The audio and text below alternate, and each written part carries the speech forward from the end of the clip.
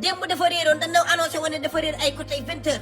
léegi ba nu xëyee tey dañoo gis ne réerul mais dañu koo rey sànni ko ci benn canal police yi ñëw wër def seen i enquête ba retrouvé xam ne dafa dee ñu sànni ko ci benn canal police yi nag suspect bi nu amagul moom xaritam la comme kaawu Abdou Aziz Dabala bi ñii suspect bi nekkee Nabou Leye noonu la kaawu Bargny bi tamit suspect bi nekkee xaritam bu jigéen léegi nag fu jëm ak Sénégal fu jëm ak Sénégal Bargny laa xewee Bargny xale bu jigéen bu ndaw ay sa ndong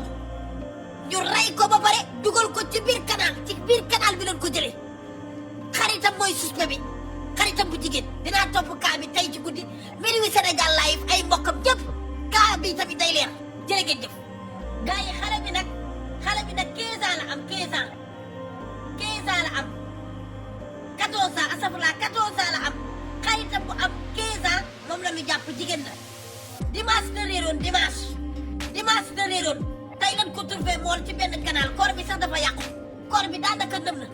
parce que dafa yàqu ci benn canal lañ ko dugal Bargny laa xewee Bargny xale bii nii 15 ans 14 ans la am suspect bi ñu jàpp 15 ans wasalaam